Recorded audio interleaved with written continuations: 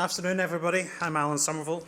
This is Nathan Goode. We're the Markham and Wise of social impact. So I'm just going to start us off and talk a little bit about context, and then Nathan's going to talk to you about the social value portal itself.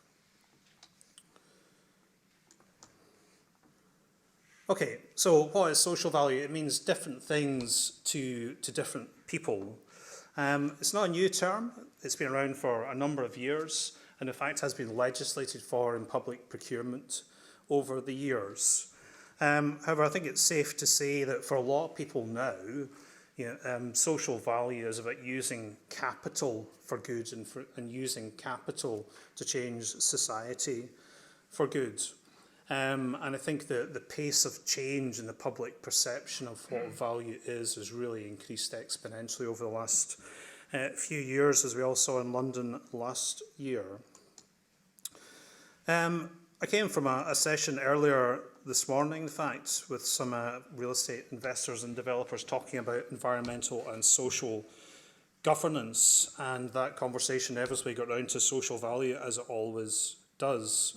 Environmental and social governance is a key performance metric for a lot of the world's big investors. Now in products and services like that we sell, such as BRE, are used as a proxy for ESG performance by a lot of those people.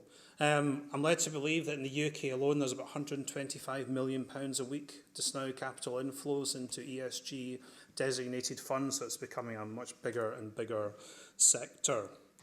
The kind of measurement of the S, the social in ESG, is becoming, well, it's probably the most challenging, I guess, hence the reason why we're here. Nathan. And I think the recent announcements by BlackRock, the world's largest investor, who have put sustainability right at the heart of their investment strategy, can't be understated, actually, and that was a real kind of sit-up moment in time for me. And I think, again, this was reinforced this morning by a lot of people who just said, look, ESG performance and driving ESG performance for us is simply good investment management. And a lot of what we're talking about today goes right to the heart of the performance of real estate. So this is a point where I'm going to hand over to Nathan to talk about the development of the social value portal tool. Okay, thank you very much, Alan. It's great to be here, and thank you very much for inviting me. Partly because actually over the last few years I've become a bit of a data geek. I wasn't always that way, but to be standing on a stage where everybody else is emphasising the importance of data, I think is a really good place for us to be, because the social value portal in its concept is trying to apply some of those kind of core principles around data, and I loved the BGS presentation on fair data earlier on. It's absolutely fantastic. So we're trying to do something in a way comparable with social value. We're trying to say, well, actually, it's important how transparent you are with the data, how comparable the data is. It's all about how people can use it and access it and so on. And the idea behind the social value portal is to drive those principles through the measurement of social value, which historically, as Alan says, there's a long history and a good history of measuring and reporting on social value and community benefits, but it's tended to function in isolation. It's lacked scale, it's lacked comparability. So that's really what we're about. And since we were sort of formed in 2014, 2015, we've been building a platform to measure and report on social value. It has two basic component parts to it, really. One is the platform itself, which is the data collection mechanism, and it's designed to be as accessible and user-friendly as possible. It's geospatial in its functionality, so you can start to map it and look at where the social value is being delivered. And behind that sits a methodology for calculating social value, which I'll come back to later on, called the TOMS, which stands for Themes, Outcomes and Measures. And it really started off on a bit of paper, and there's something, I guess, about simplicity of data, of data presentation. So one of my, I'm just going to digress slightly, but one of my sort of favourite maverick ecologists is a guy called Stuart Brand, who I'm sure many of you in the room know well.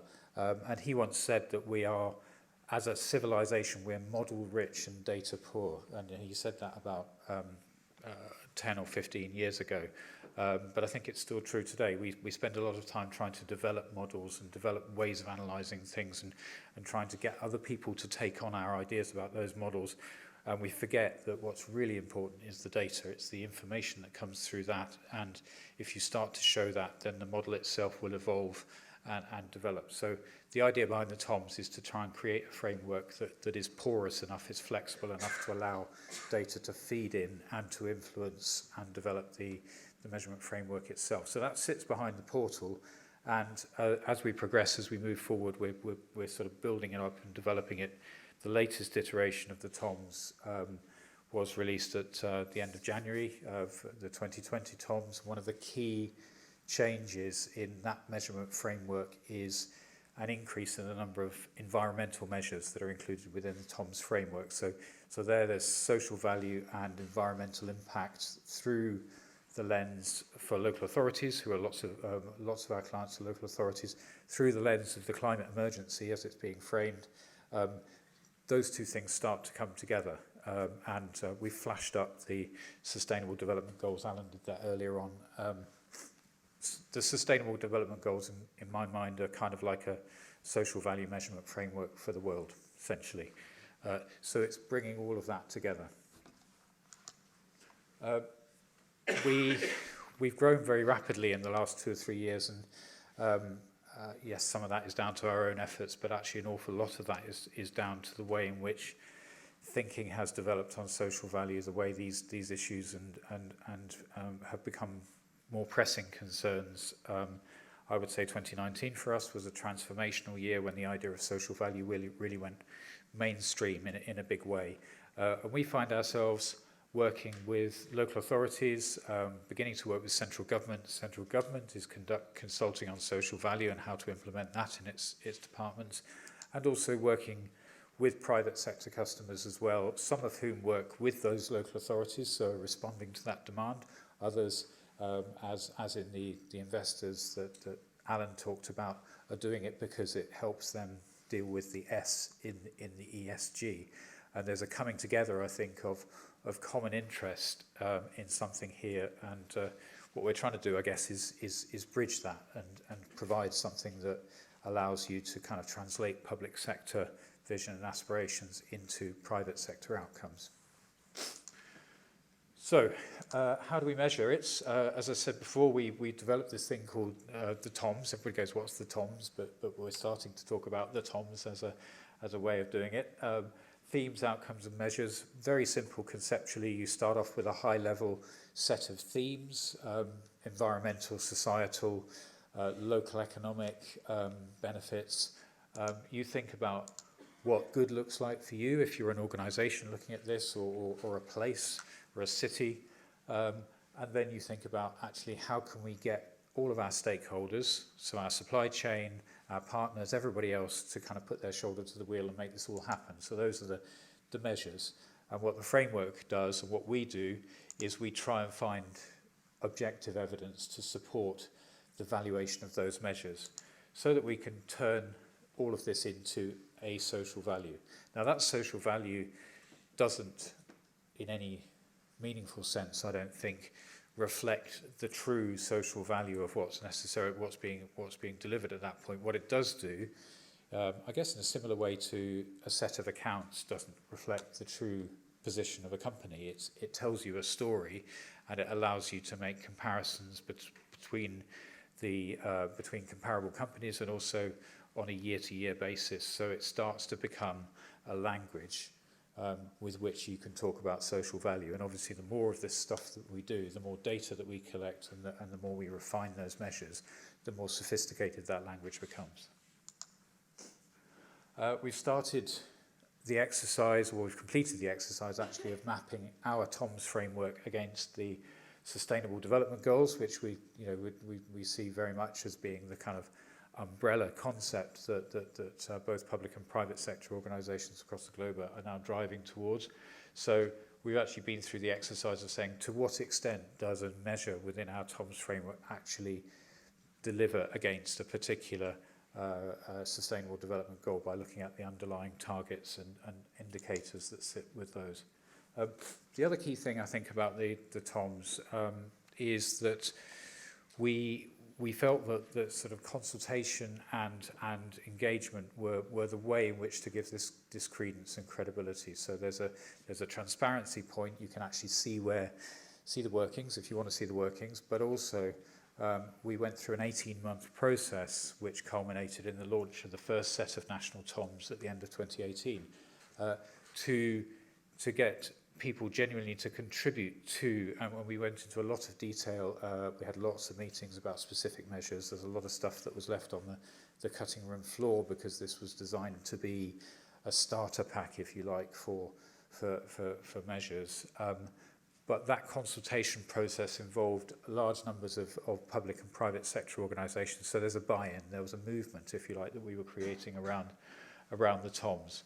And that National Social Value Task Force continues to exist. It supervised the launch of the 2020 TOMS. We run a conference every year, which is very much a kind of sort of broad debate with Social Value UK about all sorts of issues around social value. So creating that sort of consensus and that platform for discussion is really important. And finally, we put the TOMS framework. It's open source, so any of you could register on our website and download the TOMS framework and the guidance that goes with it.